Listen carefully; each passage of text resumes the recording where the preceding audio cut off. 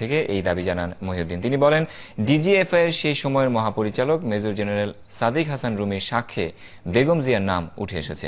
এই মামলায় রাষ্ট্রপক্ষের প্রধান কৌঁসুলি জানান, সরকার চাইলে মামলাটি পুনঃ তদন্ত করে সংশ্লিষ্টদের আইনের আওতায় আনতেও পারে। চট্টগ্রাম থেকে আজাদ তালুকদারের রিপোর্ট। 10 ট্রাক অস্ত্র ও চোরাচালান মামলার রায়ে সাবেক মন্ত্রী বাবর নিজামী সহ তৎকালীন রাষ্ট্রযন্ত্রের গুরুত্বপূর্ণ ব্যক্তিদের ফাঁসি হলেও অস্ত্র চোরাচালানের সঙ্গে সম্পৃক্ত বিএনপি চেয়ারপারসন বেগম খালেদা জিয়া সহ অনেকেই ধরাছোঁয়ার বাইরে থেকে গেছেন বলে অভিযোগ করেছে চট্টগ্রাম নগর আওয়ামী লীগ। অবিলম্বে তারা খালেদা জিয়া সহ অন্যদের আইনের আওতায় আনার দাবি জানান।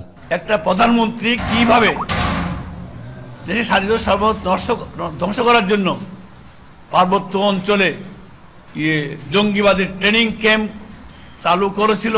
ঘটনার নেপথ্যে যেসব রাঘব বোয়াল, রুই কাতলা এখনো ধরাছোঁয়ার বাইরে রয়ে গেছে, তাদেরও আইনের আওতায় আনার দাবি জানাচ্ছি। তৎকালীন প্রধানমন্ত্রীকে জানানো হলো তিনি নীরব ছিলেন।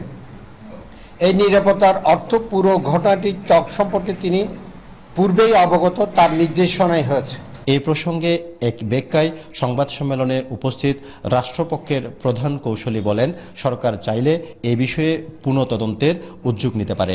এই মামলাটা আমরা ডিসপোজাল হয়ে গেছে, জাজমেন্ট হয়ে গেছে।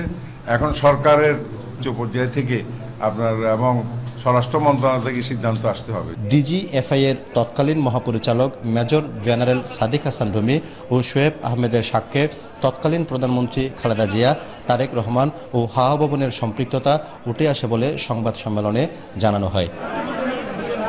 আজাদ তালুকদার, 71, চট্টগ্রাম।